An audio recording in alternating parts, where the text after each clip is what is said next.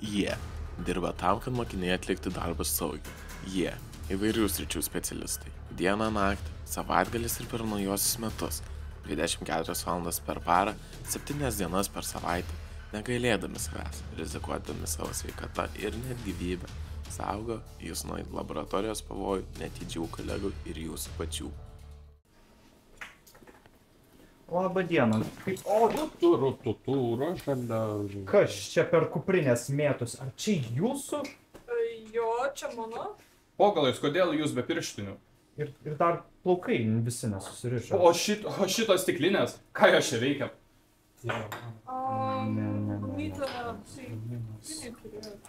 Gerai. Nieko čia gero.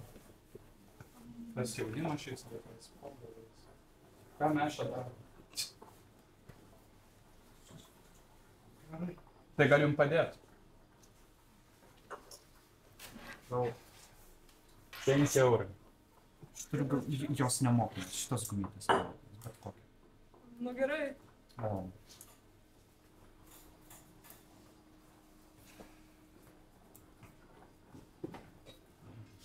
Nukentėjusių išvengta. Mokinys atrodė mieguistas, tačiau klausėsi mūsų nurodymų ir bendrai buvo draugiškas. Nesaugus darbas laboratorijoje šį kartą baigėsi geruoju.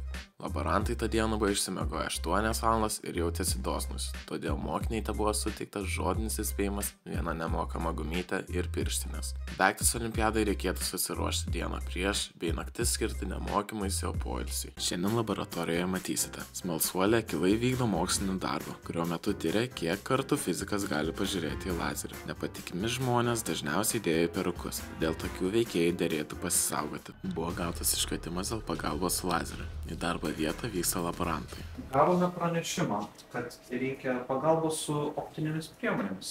Kaip galėtume padėti? Labą dieną, laborantai. Man čia atsitiko problemėlė. Aš niekad negaliu įjungti šito lazeriuko. Aš vis bandau jį kratyti, trankyti, meilius komplimentus net sakyti.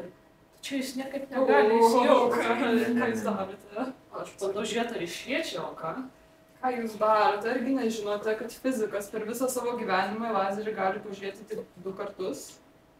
Tu? O kodėl ne 3 ar 4? Nu, gerbiamoji, jūs turite 2 akis. Ar norite susimažinti šį skaičių iki 1? Iki čia ne Star Wars su lightsaberis, jis mane išlydys akių.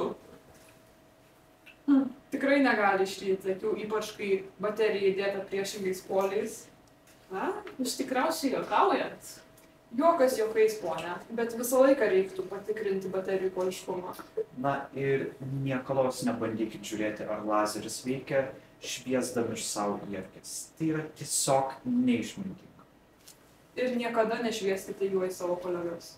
Nekilus darbas laboratorijoje bloguoju nesibaigė. Pasirodo, buvo pamiršta patikrinti baterijų skyrių. Po trumpą pamokslą apie kaip nešviesti lazerių mokiniai ir laborantai mandagiai išsiskirstė. Gautas pranešimas dėl neatsakingo elektronikos naudojimo bei neadekvačiai atrodančio peruko. Sveikinamai, mano mielieji kolegos. Šiandieną aš jums norėčiau parodyti, kaip taisyklingai ir saugiai naudotis elektroniką, tai mes norėtume tai pamatyti. Būtent, taip. Aš tą ir norėjau parodyti, tačiau tai nėra pagrindinis mano šiandienos tikslas.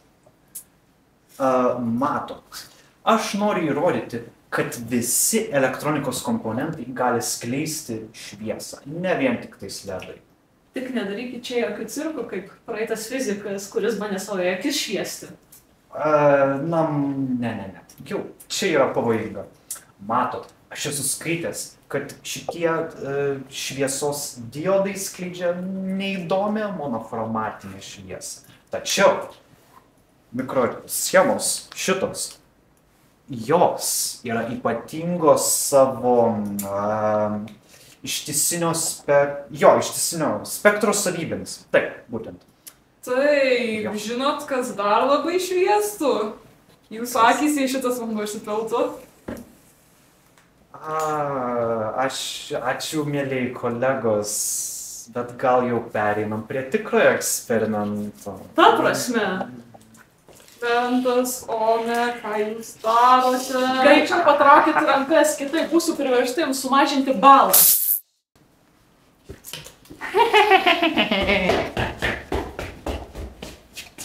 Kas per kur jis dingo?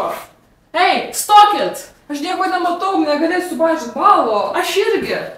Laborantus netikėtai apgavusiam mokiniui pavyko pasprukti. Žiūrovus mačiusis šį į Einšteiną panašų veikėją prašome pranešti artimiausiam oranžinį. Įvykis tyrimas komisijos.